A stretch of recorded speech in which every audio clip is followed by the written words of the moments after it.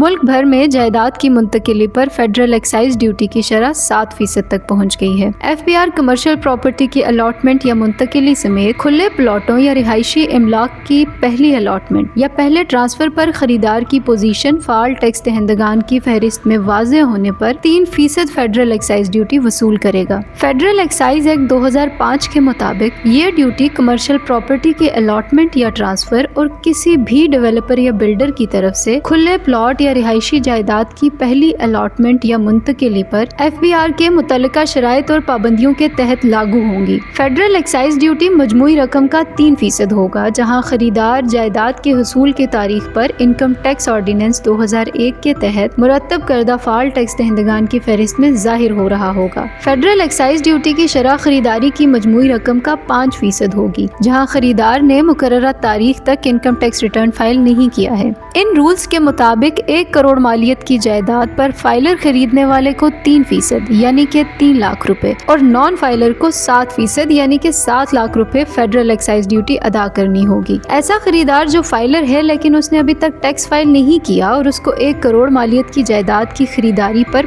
5% یعنی کہ 5 لاکھ روپے کا ٹیکس ادا کرنا ہوگا۔ بیچنے والا کوئی ٹیکس ادا نہیں کرے گا۔ فیڈرل ایکسائز ڈیوٹی صرف خریدار کے ذمہ ہوتی ہے۔ پاکستان میں پراپرٹی کا شعبہ ملک کے بڑے ٹیکس دینے والوں میں شمار ہوتا ہے۔ ٹیکس کی بڑھتی ہوئی شرح سے کاروباری ماحول پر منفی اثرات مرتب ہو سکتے ہیں، خاص طور پر پراپرٹی کے خرید و فروخت میں کمی آ سکتی ہے، لیکن کاروباری اداروں اور لوگوں کو یہ سمجھنا ضروری ہے کہ طویل مدتی استحکام اور معیشت کی بہتری کے لیے یہ وقت کی ضرورت ہے۔ یہاں حکومت وقت کے لیے بھی ضروری ہے کہ وہ ٹیکس نظام کو مزید منصفانہ اور شفاف بنانے کے لیے اصلاحات کرے، کاروباری حضرات کا اعتماد بحال کرے۔ اس سے ٹیکس دہندگان کے اعتماد میں اضافہ ہوگا اور وہ رضاکارانہ طور پر ٹیکس دینے کے لیے تیار ہوں گے۔ عوام میں ٹیکس ادا کرنے کے حوالے سے شعور بیدار کرنا بھی ضروری ہے۔ جب لوگ یہ سمجھیں گے کہ ان کے ادا کردہ ٹیکس سے ملک کی بہتری ہو رہی ہے تو وہ رضاکارانہ طور پر ٹیکس ادا کرنے کو ترجیح دیں گے۔